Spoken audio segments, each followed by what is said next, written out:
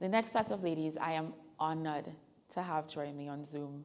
We're talking women in literature, and it's much more than that. It's women in word, women in photography, women in comedy, so many things, so much talent on this Zoom right now. I am truly, truly honored to bring to you, viewers.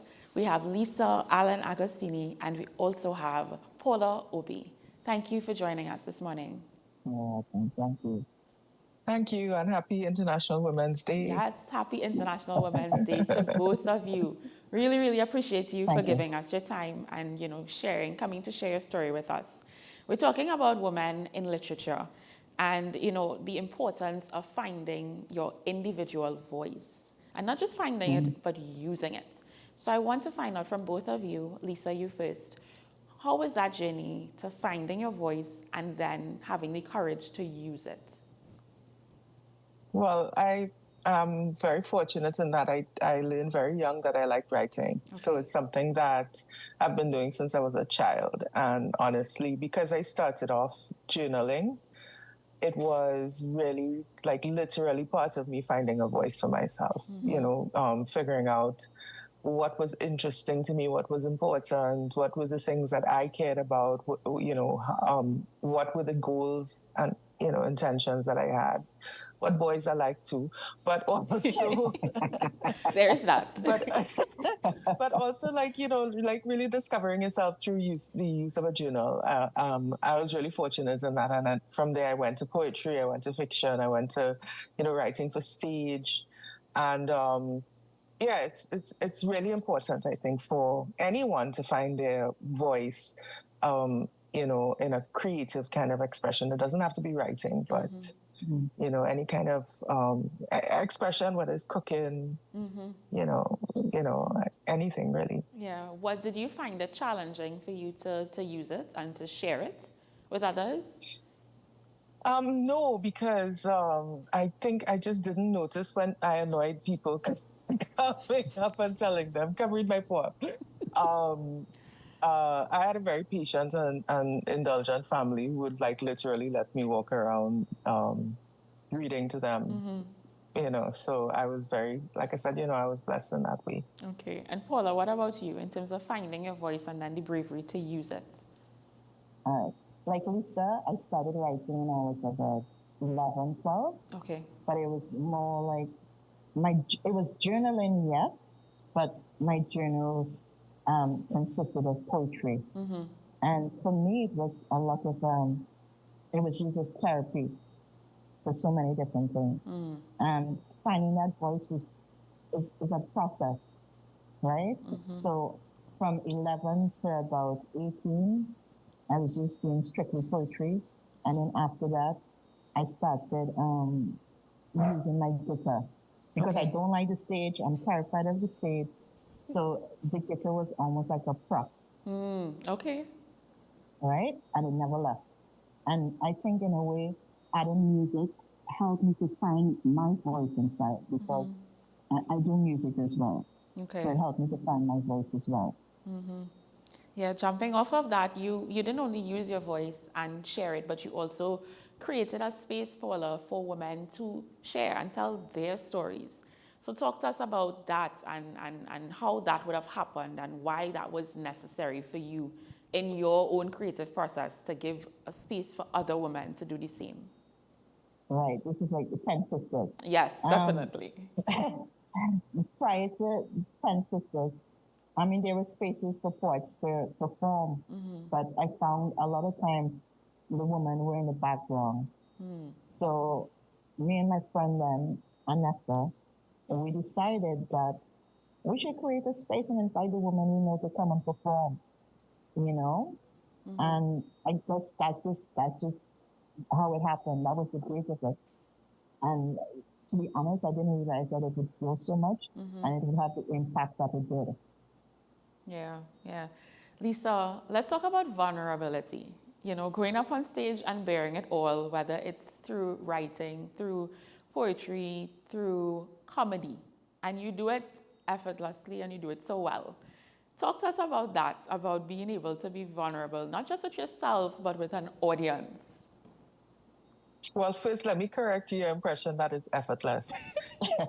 It's all smoke and mirrors. It's very, very hard. Performing on stage is, for me, really challenging. I, I, I suffer with anxiety, so I get terrified every time I have to go on stage. But it's a process that I've been performing since I was a teenager. For some strange reason, I've always been, I've always gravitated towards the stage, even though it's so scary. And being vulnerable, just putting yourself on stage makes you vulnerable because you become, everybody's looking at you in the first place, and then everybody's literally judging, so it is a very vulnerable space. What can I say? It's, for me, part of the process, because very early in my career as a writer, I started doing journalism. Okay. And the kinds of stories that I wanted to tell, I felt, a lot of women's stories were untold. And in order to, like, I can, put that mission into my own creative writing, where I write a lot of stories and poetry about vulnerable people, so that that exercise of being on stage is necessary, because you want to tell the story. Yeah. You want to be able to bring what you've done to other people, so that it's not just you in your corner thinking about these things, but you're sharing with a wider audience what you think are important issues, and whether that has to do with your own story, as it is in my stand-up comedy. A lot of it is, inspired by my own life or whatever. Yeah. But that's where the real, I guess, the meat of the thing comes in. Because if you're not willing to give of yourself in your performance, then what's the point of the performance? Yeah, You know exactly. what I mean? Yeah. Tell us, something that inspired you, some word of advice that you would have gotten along the way that would have kept you going, and, that you could share this morning with women who are listening, who are watching, who may be performing already and, going through a rough patch in it, in finding their own voice and using that voice, or women who would like to go on stage, but they're a bit timid to do so. Both of you, Paula, you can start. What advice, you would give to them? Just to be yourself, to speak the truth. But that's a process in itself. Like, every time I go up on stage, I'm still nervous, and I've been doing it for a while, right? It's a certain, that vulnerability is very hard sometimes to get over, right? But sometimes the word needs to get out, so you just need to go out there and do what it is you have to do. Find a prop, like how I found my music. For some people, it might be different, different props. So whatever you need to do, get your work out there, right? Find open mic spaces, carry people to support you. Have a support network where you could read your work to get some response. So you're not just going up cold turkey. Yeah. Right? That's what I did. Like, I had my mom and I had my sister and my granny, and I would read to them like continuously, so that when I go up on stage, I'm not just going up totally raw. Yeah. Yeah. Lisa? So, yeah. My advice to anybody who is thinking about performing or doing any kind of creative work, persistence is really important, because not many of us get it right the first time or the first dozen times. You really need to put in a lot of work in order to get good. And good is so subjective too, so trust your own feelings. But as Paula said, seek community, get, feedback if possible, but persist. Don't give up. The first time somebody tells you your work is rubbish, you could receive that and say, okay, there's something in here that is not meeting the expectation of this other person. And you could take it on board or you could not. But don't give up.